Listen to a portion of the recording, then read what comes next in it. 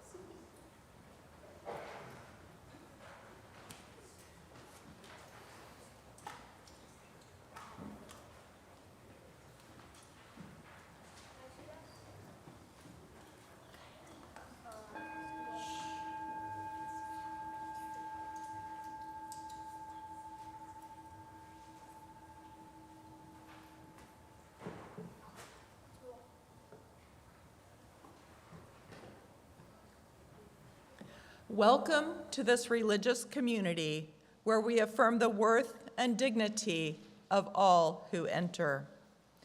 We gather in community, understanding we are all sacred beings, diverse in culture, experience, identity, and theology.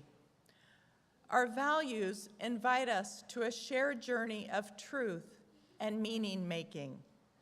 Together, we foster a spirit of gratitude and generosity so that all may feel welcome and all can thrive.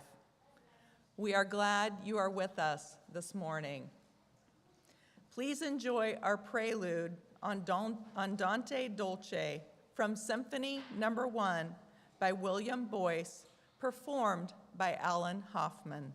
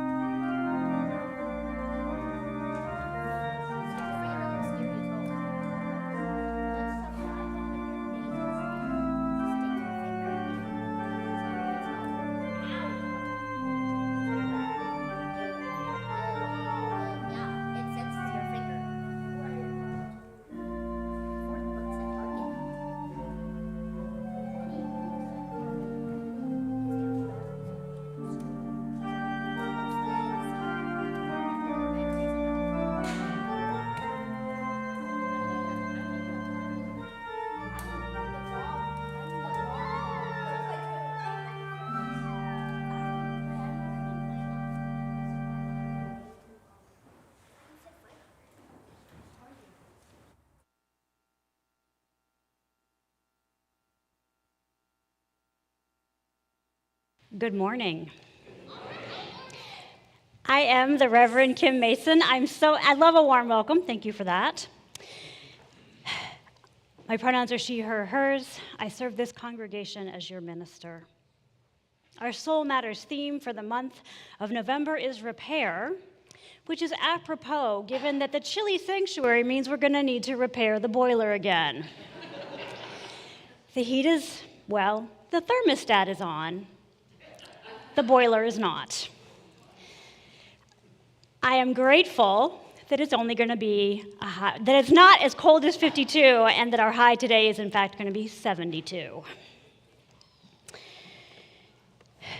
This morning we're observing All Souls Day, and considering the ways that we heal from grief, I invite you into worship with words from the Reverend Lynn Cox. Welcome, you who approach this time as a journey toward the horizon, the beginning of a new chapter, seeking all of the insights and opportunities the new day offers. Welcome, you who live out your values with passion, who have a drive for transforming the world toward gratitude and healing, who are ignited by purpose. Welcome, you who ride the waves of life with serenity, you who show courage in facing the depths of true emotion, you who create and change and flow with time. Welcome, you who are here to seek the center, you who wish to be grounded in community, you who call our attention to the present moment. Welcome all, from every direction, with all of your gifts and your limits, with all that the past week and the past year have given you. We find ourselves here on the threshold of a new day. Some would say a new year. At a time when the past and the present are stirred together in the cauldron of what we shall become. Today we remember our beloved dead. Today we give thanks to the people and the forces that helped us to reach this moment. Today we gather with the saints and the sinners and the souls who have been, are being, and will be this congregation as we open up a new path to the future. Come, let us worship together. Please rise as you are willing and able and join us in our hymn of the month, number 142, Let There Be Light.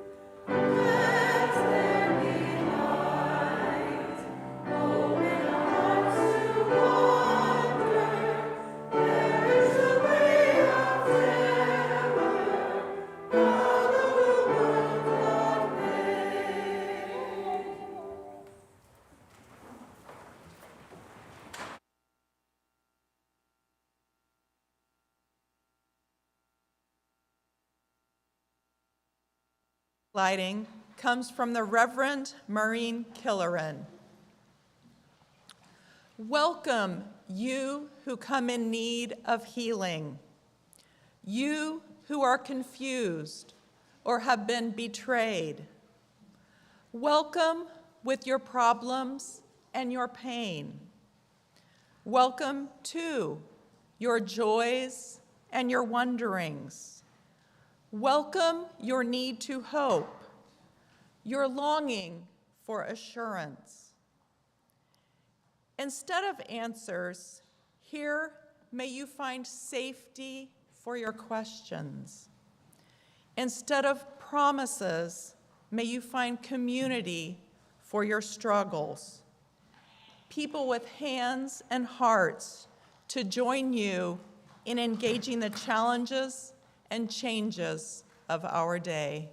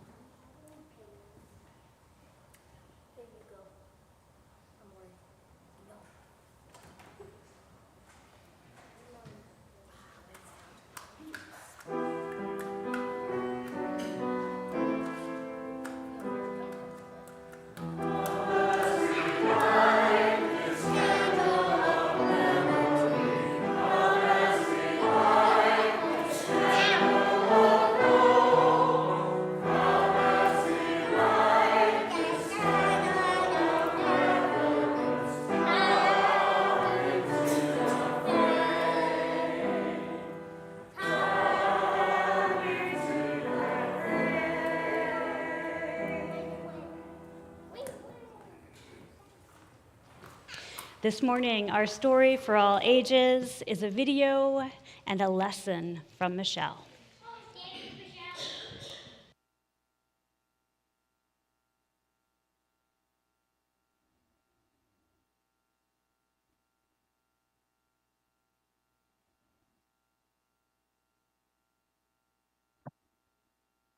Good morning, everyone, and welcome.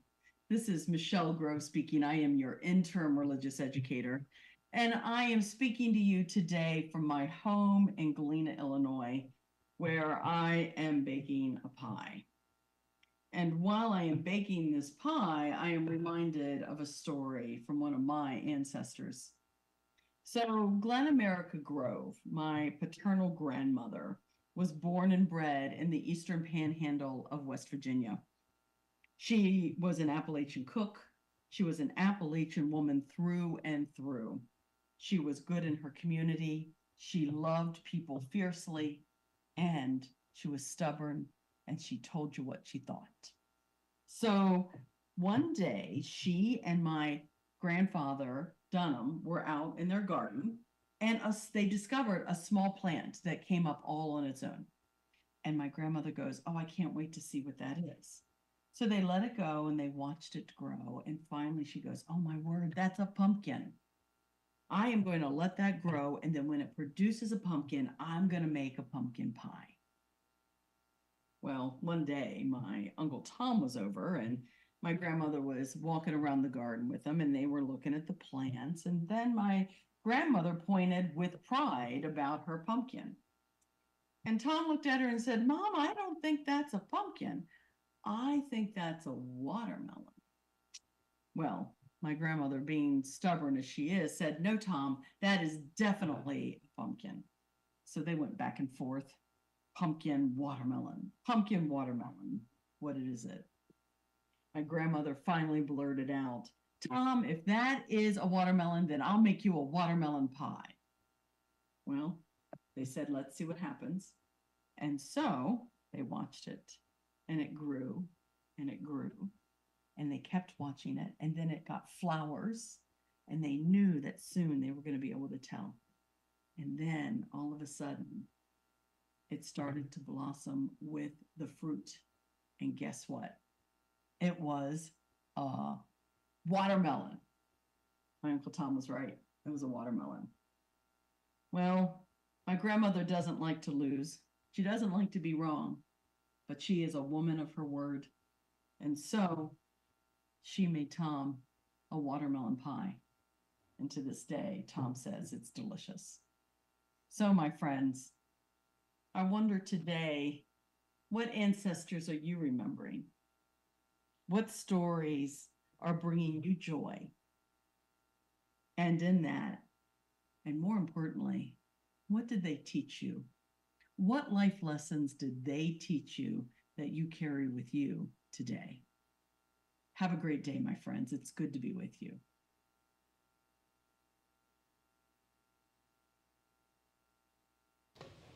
Anybody want to try watermelon pie? Michelle told me she's going to share the recipe in next week's e-news, so stay tuned. Now is the time when we sing our children to their religious education classes.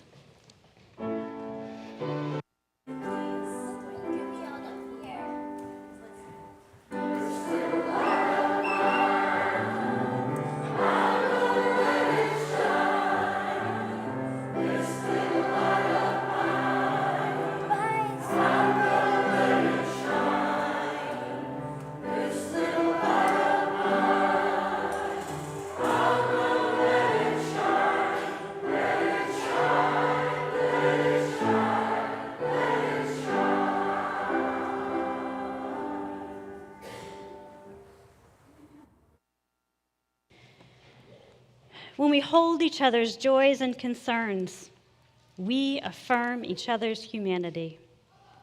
When we build community with support, celebration, and love, we do the work of repairing the world. Now is the time in our service when we connect with one another by sharing our sorrows and concerns. We send healing thoughts to Karen Segrist, who made another trip to the hospital this week. And we send prayers for a quick recovery to Sunday schooler Amori Henderson, who you may have seen with a broken arm. And we bear witness to the ongoing trauma of the crisis in Gaza and the spread of violence across the Middle East. We pray for a ceasefire. In our community,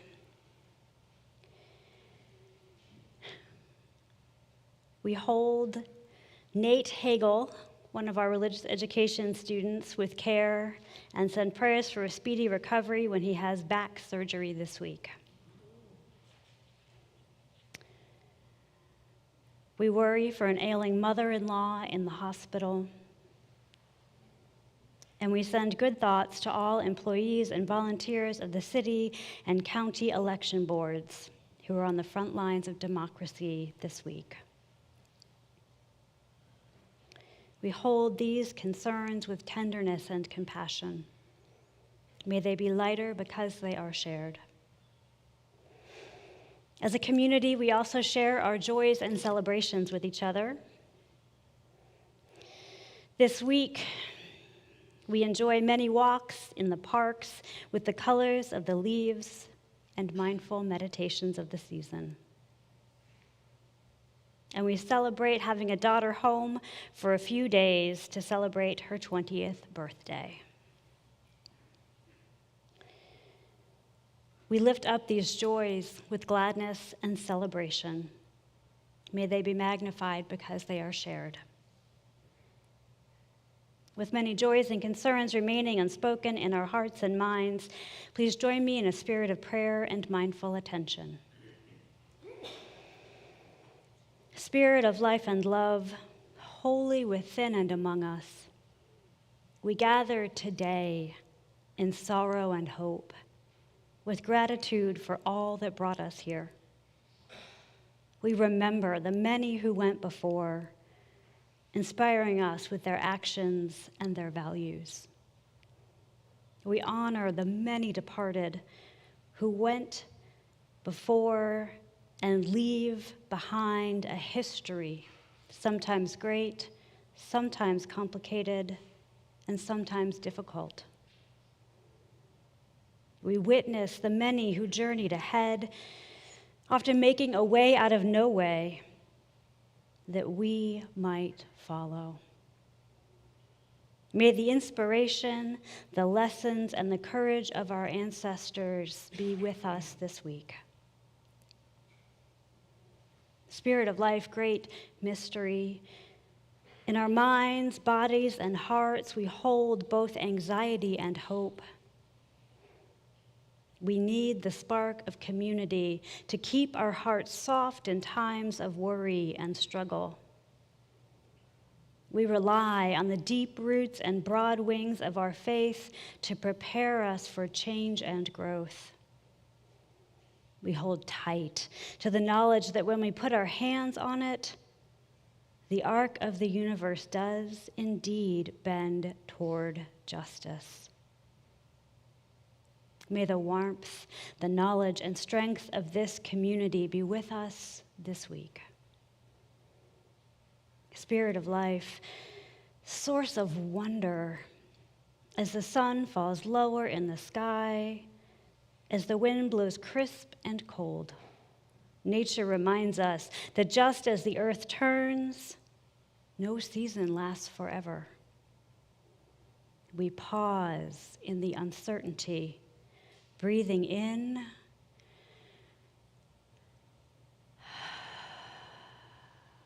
and breathing out. We nourish ourselves and our community through acts of love. We keep connected to relationships of mutuality and reciprocity. May practices of rest and care and renewal sustain you in the week ahead. May it be so. Amen, and blessed be.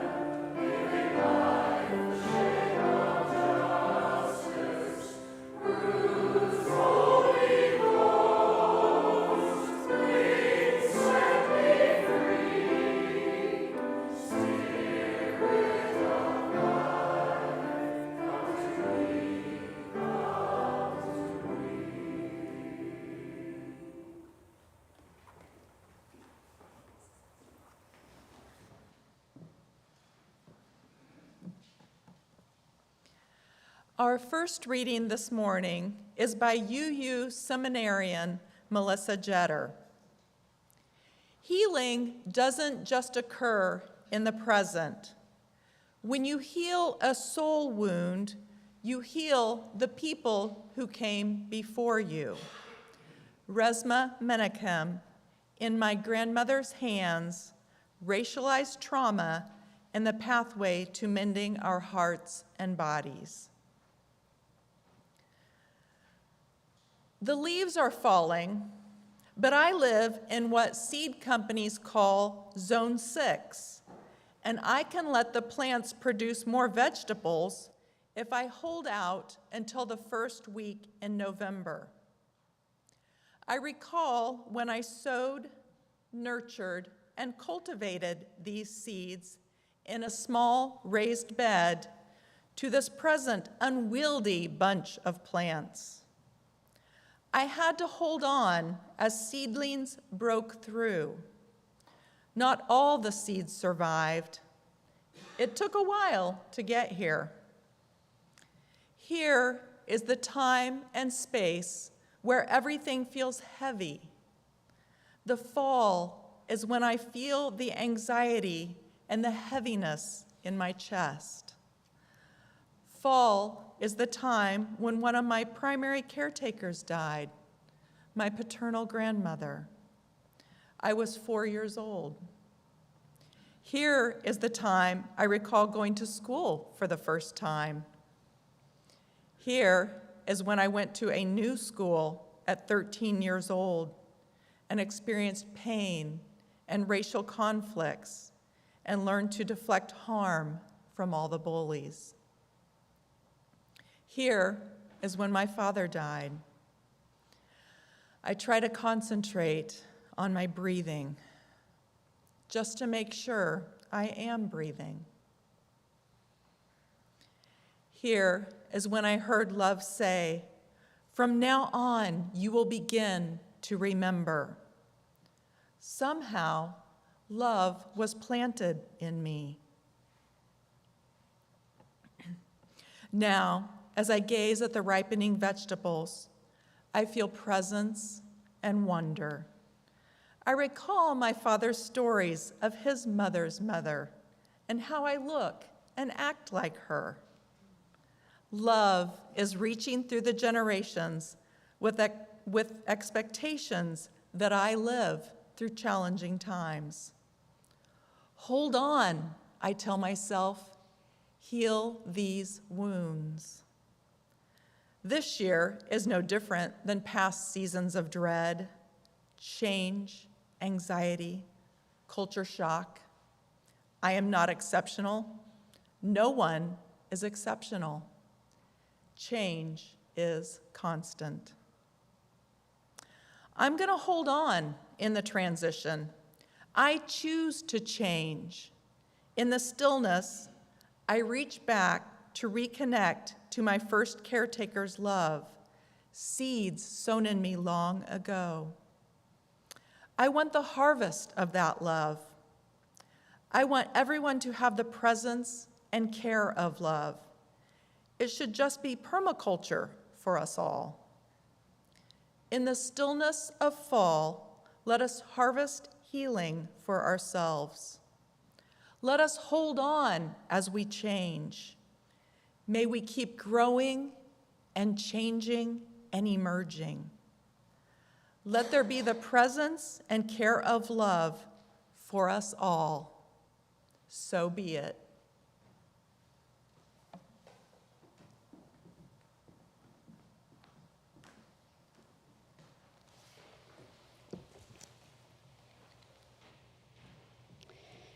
The First Unitarian Church of St. Louis strives to be a welcoming congregation, inspiring lives of loving kindness and integrity by nurturing spirituality, building community, and advancing justice. Your contributions support the mission and ministry of this congregation in the St. Louis region and beyond. This morning's offering will now be received.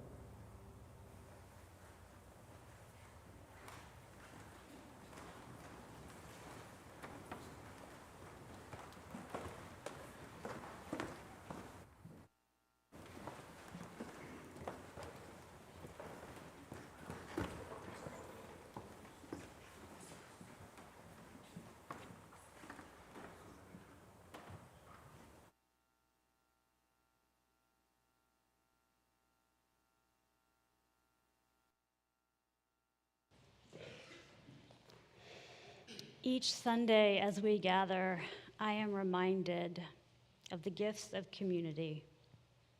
For the folks who show up and do the work here in this congregation, for the folks who are showing up on Tuesday and who have been showing up since, what was it, the 22nd?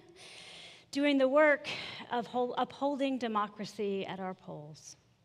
For your gifts today, for the gifts of community. Thank you.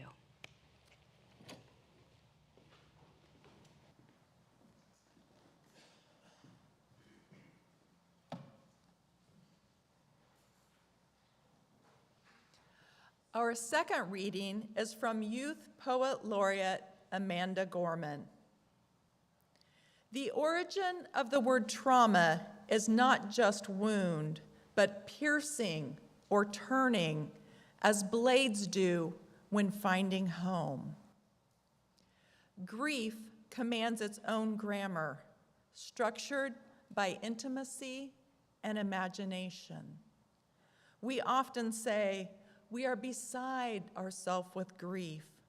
We can't even imagine.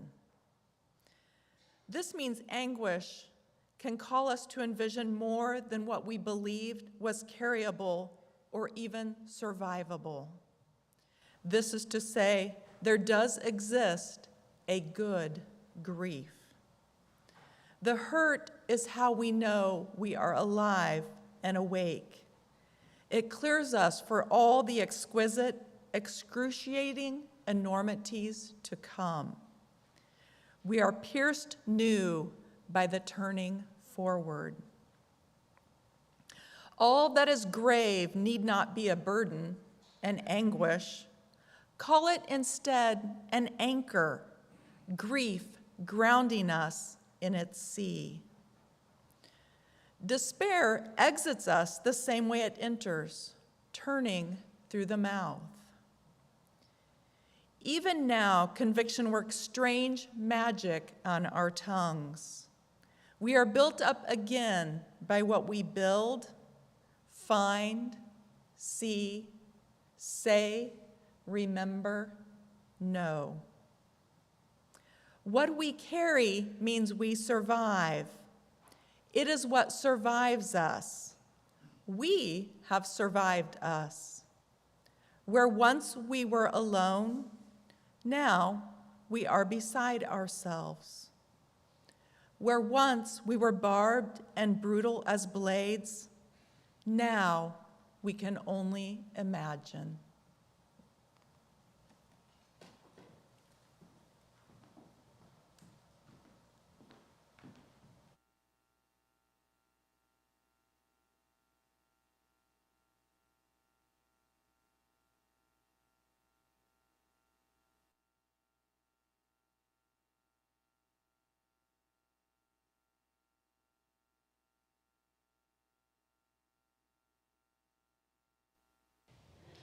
Michelle's story for all ages this morning reminded me of a story about pie from my own family. When my parents met, my father wouldn't stop bragging about his mother's pumpkin pie. It wasn't Thanksgiving without that pie. So when they were married, my mom called up my grandmother and asked for the recipe. "Oh, I don't have a recipe," said my grandmother. "I just go by feel, and I, add things depending on the dents in the bowl and, that scratch in the surface and, by feel." Undeterred, my mother said, "No worries. You can show me the next time we visit." And so that visit rolled around. My mother got the list of ingredients from my grandmother. She went to the store and bought everything. And as my grandmother got out her favorite metal mixing bowl, my mother set out all new ingredients on the counter. And my grandmother began to make the pie. This much pumpkin puree, milk to the level of the dent in the bowl, a pinch of that spice. My mother watched, taking notes. Once the pie was in the oven, my mother got to work. Emptying every bag, bottle, and box of ingredients, she measured what was left. Subtracting the remaining supplies from the amount that they started with and coming up with quantities to create a recipe that could be followed from year to year.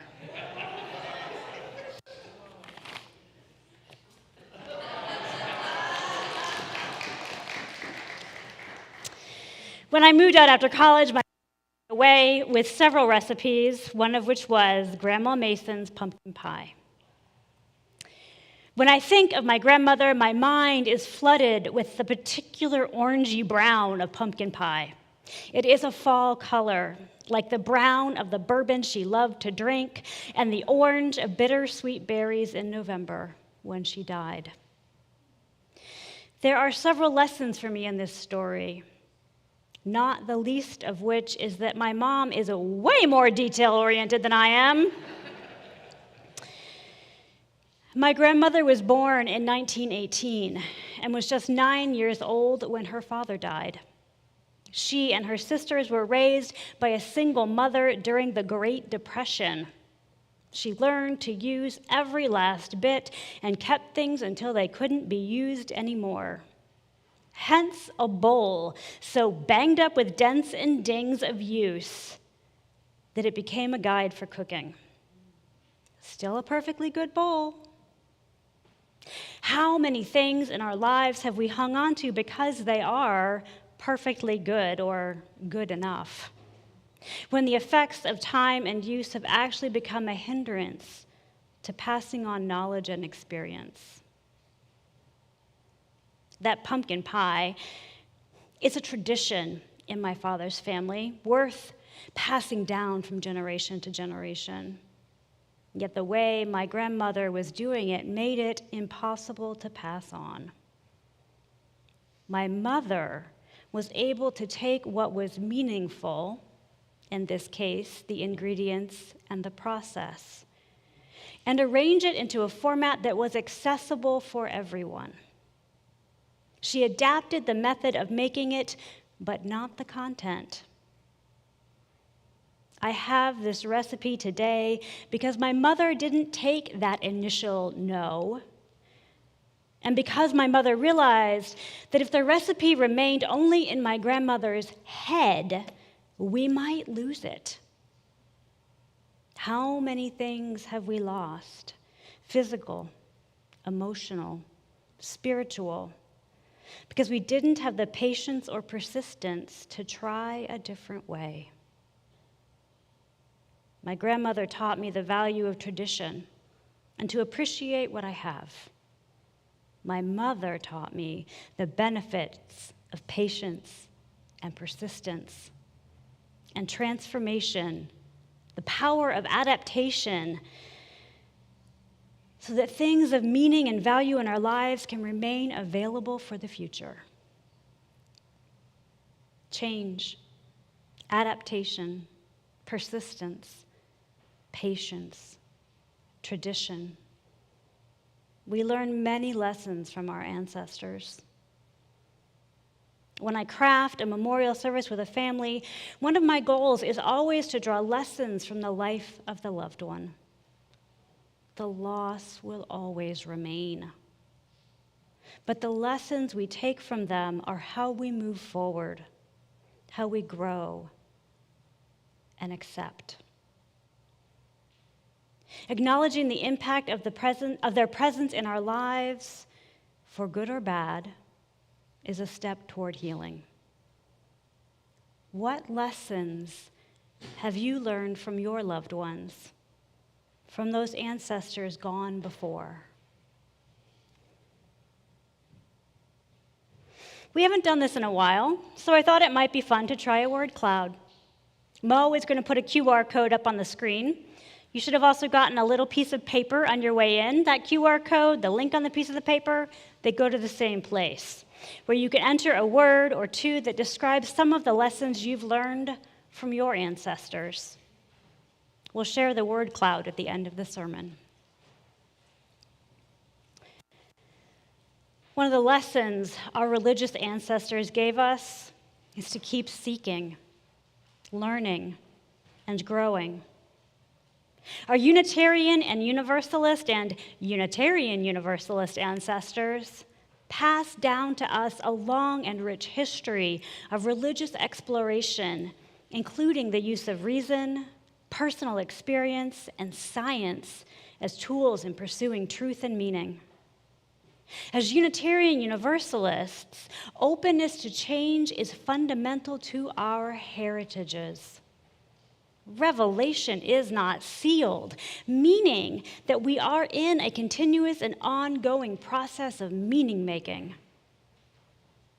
Is it an oxymoron to say that our tradition, the one constant, is change?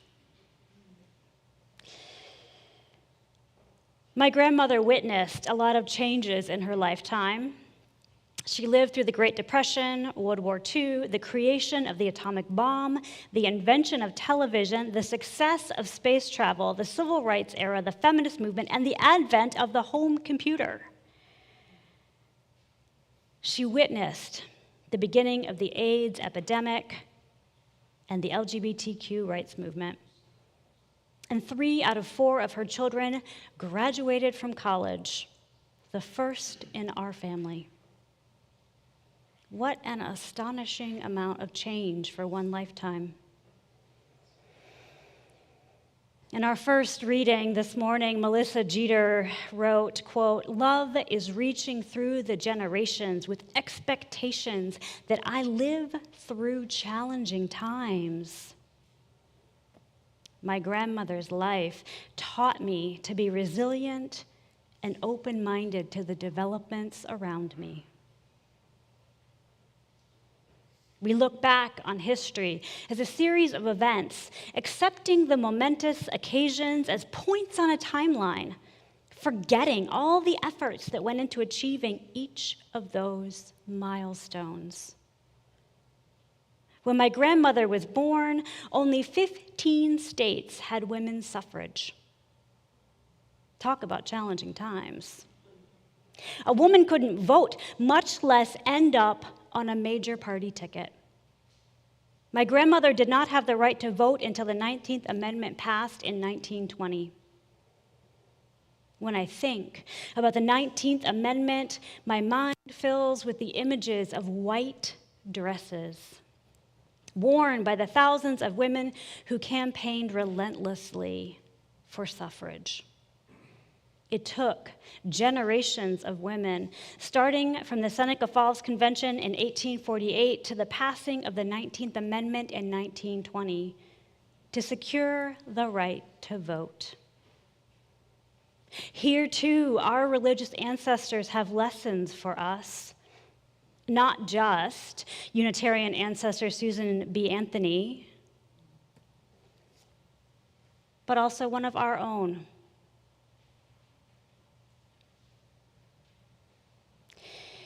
And others from this congregation who organized for the right to vote. Our ancestors, some literal, some spiritual, taught us lessons of persistence and patience by staying the course. Taught us creativity and collaboration by attempting different methods and building coalitions with allies. Taught us change and adaptation in seeing beyond the limitations of one man, one vote, or should I say, one white man.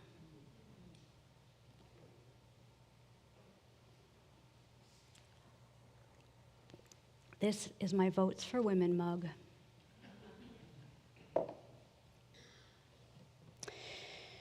Did they know they were going to succeed? We don't ever really know until it's done, do we? In Knoxville, Tennessee, Unitarian ancestor Lizzie Crozier French campaigned tirelessly, and through her efforts and that of so many others, they succeeded. Tennessee, the 36th state, the last state needed for ratification, passed the amendment by a margin of 1 vote. They had failed so many times before, they simply had to wait hanging on in uncertainty, preparing for the worst and hoping for the best. Our ancestors taught us faith, not some unexamined belief delivered by rote, but the knowledge that the seed we have planted is love, and that one day, with the right amount of care, it will grow and fruit. Faith is endurance. It is Melissa Jeter in the first reading affirming, I'm gonna hold on in the transition. I choose to change. My grandmother was a nurse, eventually becoming the head OR nurse at Citizens General Hospital in New Kensington, Pennsylvania. Over the course of her career, medical science discovered penicillin, developed organ transplants, and eradicated smallpox, among many other big and small advancements. Her career required constant education and development. My grandmother taught me to value learning and growth, to build on previous knowledge and be open to changing your mind. She was also witness and assistant prior to the decision of Roe v. Wade to medical procedures deemed necessary for wealthy white women. Those procedures went on the books as dilation and curettage. If you know, you know. The suffrage movement took tremendous courage and effort, but the 19th Amendment, while granting women suffrage, left many Black, Native American, Latina, and Asian women behind, requiring the passage of further legislation to truly expand suffrage, such as the Voting Rights Act in 1965. Some of our ancestors fell short. One of the arguments against women's suffrage in southern states was that enforcing the 19th Amendment would require enforcing the 14th and 15th Amendments, which gave Black men the vote. Some suffragettes countered this concern with the argument that the votes of white women would counterbalance the votes of people of color. Our Unitarian Universalist ancestors, both living and dead, had to listen to the hard message that more work was necessary. Our ancestors taught us to fix our mistakes by supporting efforts to widen the circle of inclusion. Many of our ancestors marched in Selma and Memphis, in Montgomery and DC during the Civil Rights Movement. Some of you in this room marched in those places and others. Our UU ancestors and elders have supported movements for gay rights, Hispanic civil rights, indigenous rights, disability justice, Asian civil rights, and more. Our ancestors taught us to love fiercely and work for justice. They remind us that our failures can be opportunities for repair. They call us to the long-term work of healing. As Unitarian Universalists, we work to build diverse communities where all can thrive. One of the most important tools in that effort is the democratic process. Our ancestors taught us to take what was meaningful, the right to vote, and make it available to everyone. This morning, we are on the cusp of a major vote, one which may very well determine the future of democracy. In addition to a presidential election on the ballot here in Missouri are decisions about the rights of workers and access to reproductive health care. I cannot help but think back to 8 years ago, and my mind goes black. The color of the pantsuit I wore to the polls that day, as I voted for the first woman ever to top a mainline party presidential ticket. Black, the color of grief and mourning, as I wondered the next day whether our country would ever recover from the ravages of misogyny and white supremacist culture. As I breathe into my anxiety, I find myself calling on our ancestors to carry me through this time. The lessons of our ancestors are, as Melissa Jeter put it, that this year is no different than past seasons of dread, change, anxiety, culture shock. She says, I am not exceptional. No one is exceptional. Change is constant. This moment feels heavy with fear and anticipation. But how many other times in history have been equally momentous, whether realized at the time or not? This too is a lesson of our ancestors: perseverance and perspective. Our ancestors taught us to hold on and be resilient. What other lessons do our ancestors teach us that we might call on at this moment? Mo's going to go ahead and put our word cloud on the screen.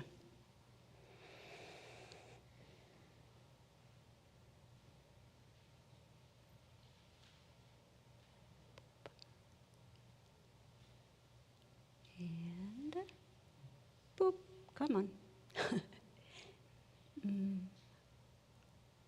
Uh-oh.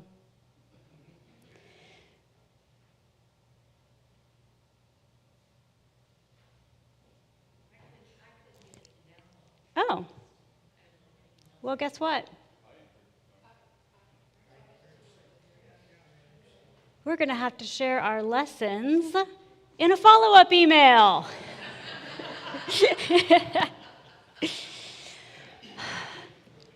Our ancestors have so many lessons for us. Why don't you call some of them out into the room? Curiosity. Kindness. Perseverance. Equality. Community. Positivity. Independence.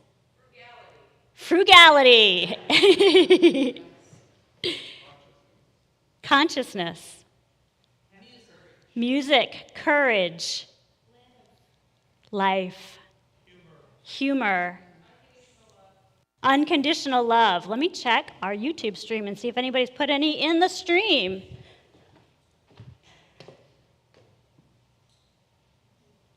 We'll hang on for a minute and see if anybody adds anything.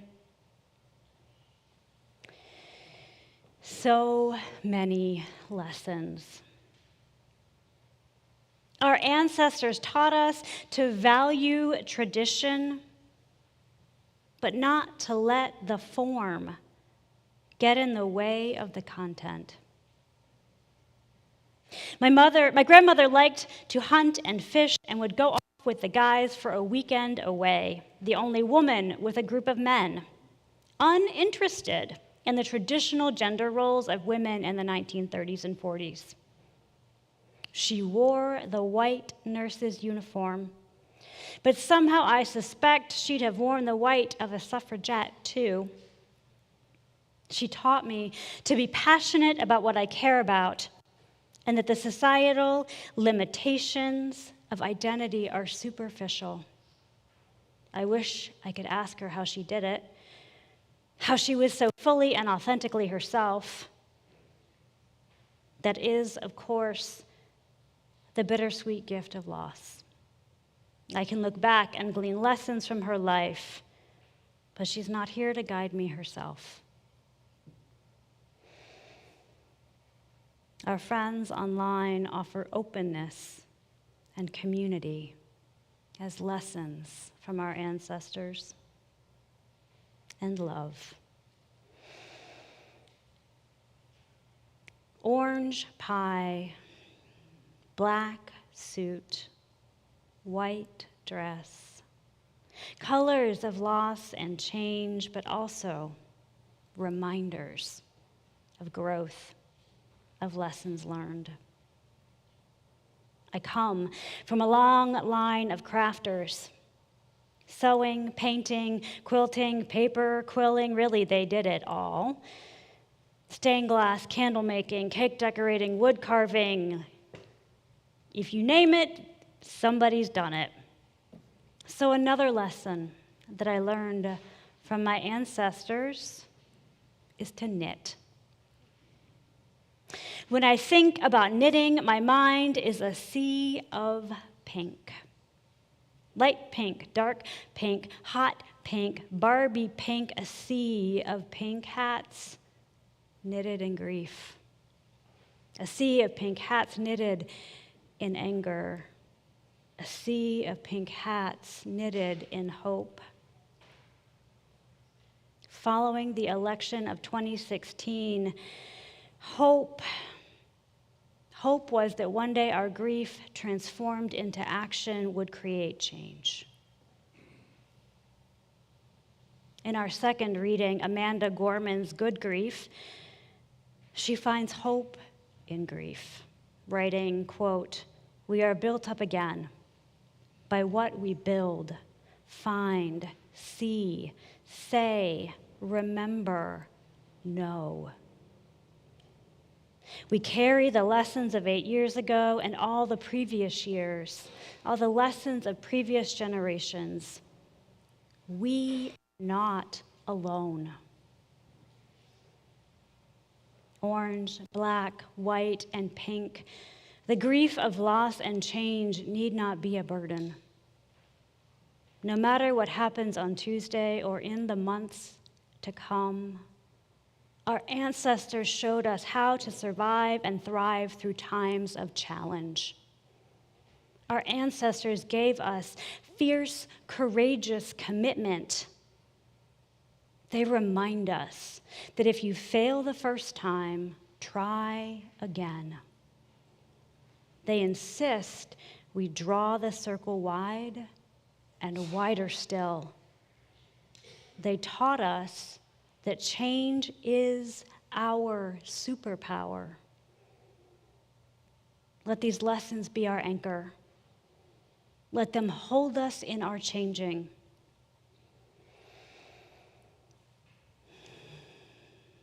Friends, the future begins today.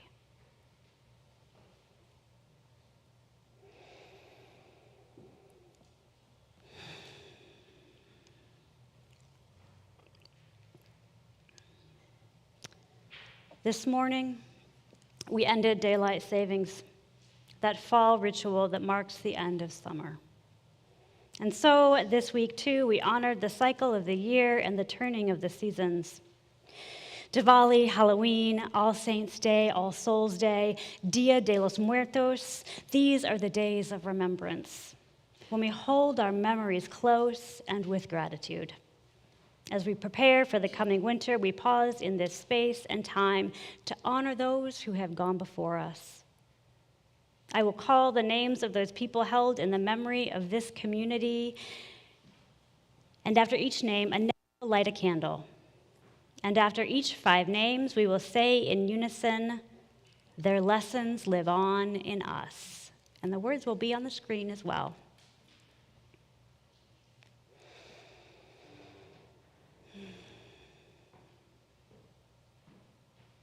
We remember Thomas Archer, Gary Allen, Armani Pierre Cox, Benjamin Downen, Seth Evans.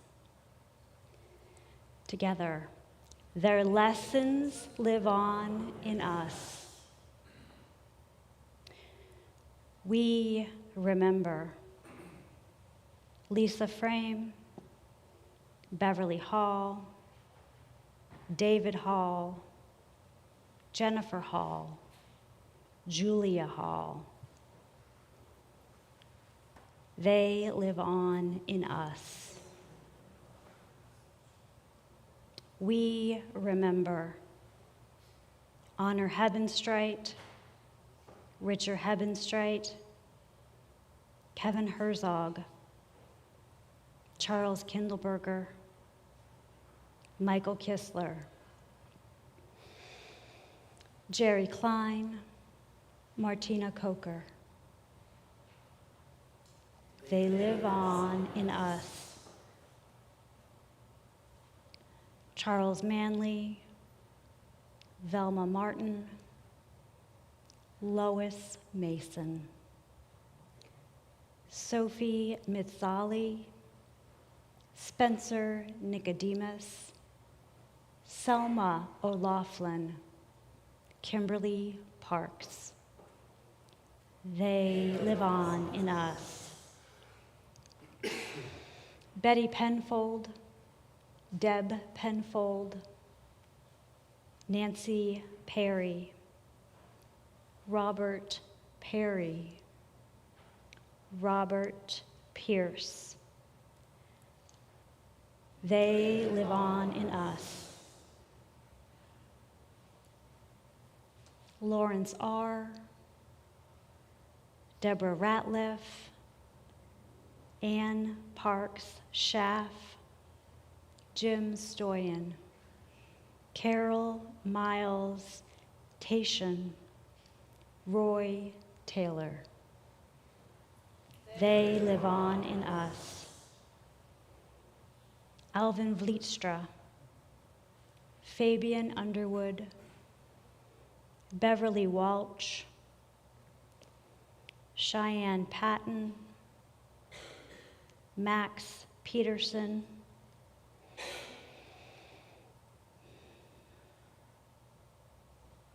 Tom and Mary Ellen Finan.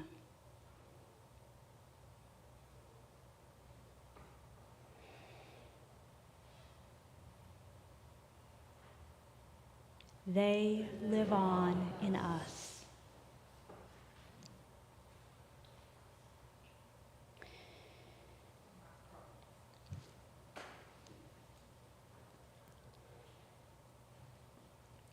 We remember all those named and unnamed who remain in our hearts. I close our ritual with words from the Reverend Florence Caplow. By kindling these flames, we honor and remember those who have passed into the mystery. Their brightness lives on in our vision. Their courage lives on in our commitments, and their love continues to bless the world through us. May we always remember that they live on in us. Our closing hymn is number 412, a song about hope and sorrow. Please rise as you are willing and able and join in singing.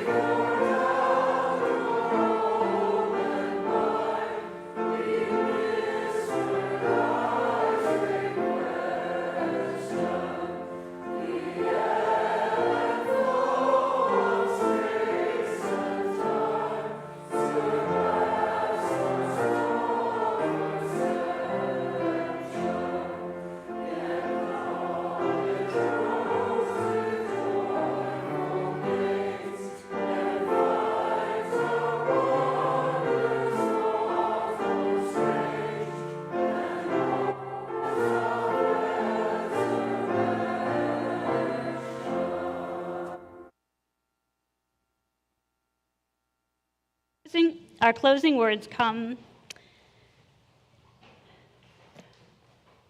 from a source unknown.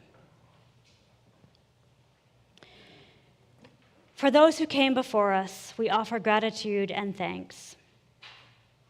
May their memories be a blessing. May we feel surrounded by their love. As we go forth from this time and place, let us be inspired by their courage, their wisdom, and their dreams. Let us honor them by doing the work of living boldly, loving mightily, and creating heaven on earth. Amen. Blessed be, and go in peace. Please stay for the postlude. Oh, look, there's our word cloud. Hey! We'll share it in an email this week as well. Please stay for the postlude. Then, as your final act of worship, please turn and greet your neighbor.